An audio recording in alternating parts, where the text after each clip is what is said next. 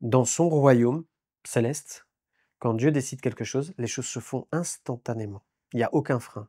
Par contre, sur Terre, c'est nous qui sommes les vecteurs de l'accomplissement de sa volonté sur Terre. Donc c'est Dieu qui vient de déléguer cela à l'homme, à dire, tu as cette mission, tu as cette responsabilité, tu as aussi les dons et les talents pour le faire. Ça, c'est moi qui te l'ai donné, à toi de faire maintenant ce que je te demande de faire. Et aujourd'hui, nous sommes assis dans les lieux célestes en Jésus-Christ et nous sommes missionnés sur Terre pour que la volonté de Dieu qui est au ciel, eh bien, s'accomplisse sur la Terre. Et ça passe par qui? Par toi et moi. Eh bien, bonjour à tous et à toutes, content de vous retrouver encore aujourd'hui, le psaume 115, versets 1 à 3 et le verset 16. Non pas à nous, Éternel, non pas à nous, mais à ton nom donne gloire, à cause de ta bonté, à cause de ta fidélité.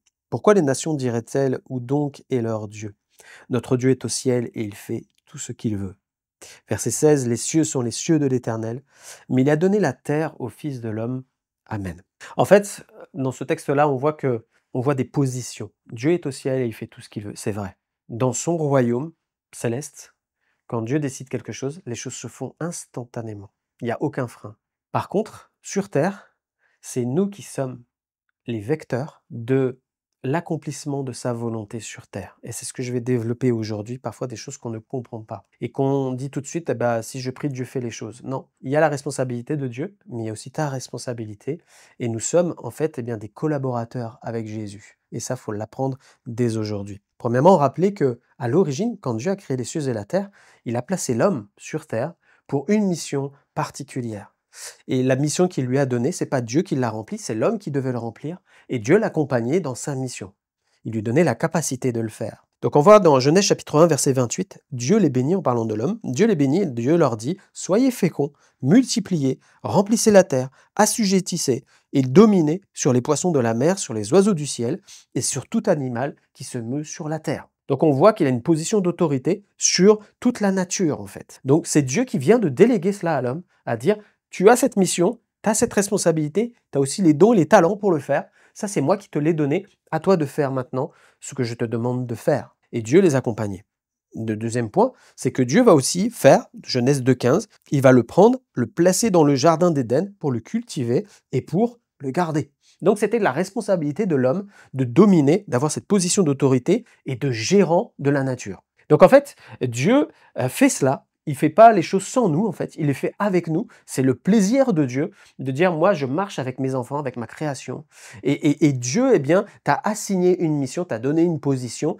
Et malheureusement, on sait qu'avec le péché, eh bien, Adam et Ève ont été chassés du jardin et qu'ils ont perdu ces choses-là. Mais en Jésus-Christ, le nouvel Adam, eh bien, on a tout retrouvé par la foi. Et aujourd'hui, nous sommes assis dans les lieux célestes en Jésus-Christ et nous sommes missionnés sur terre pour que la volonté de Dieu qui est au ciel, eh bien, s'accomplisse sur la terre. Et ça passe par qui? Par toi et moi. C'est aussi simple que ça. C'est pour ça qu'à nous maintenant de nous accorder avec la volonté de Dieu et en tant qu'enfants de Dieu, eh bien, notre responsabilité, c'est que chaque jour, nous puissions chercher la volonté de Dieu afin qu'elle se fasse sur la terre comme elle est faite au ciel.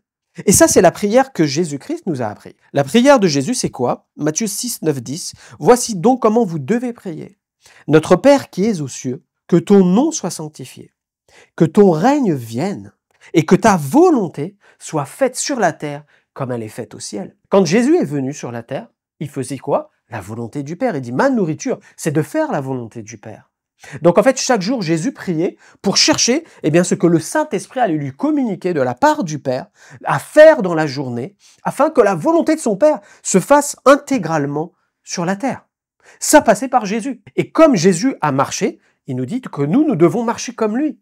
Donc, toi et moi, nous sommes administrés, nous sommes, placés par Dieu pour que, à travers nos vies et à travers nos prières, nous puissions accomplir la volonté du Père sur la terre. C'est-à-dire prier en mettant notre accord, notre volonté soumise à la sienne, et pas l'inverse. Bien souvent, quand nous prions pour que notre volonté se fasse, au lieu de chercher à ce que la volonté de Dieu se fasse sur la terre comme elle est faite au ciel.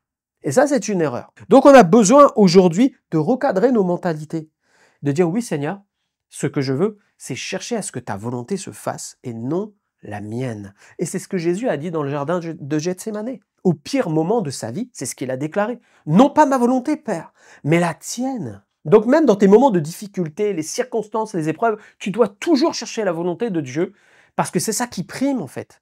On est sauvé pour cela. Tu es un ambassadeur pour Christ. Un ambassadeur ne fait pas ce qu'il veut. Il est missionné par sa nation auprès d'une autre nation pour que la volonté de sa nation première soit exprimée dans la nation où il va vivre. Et c'est ça notre mission en fait.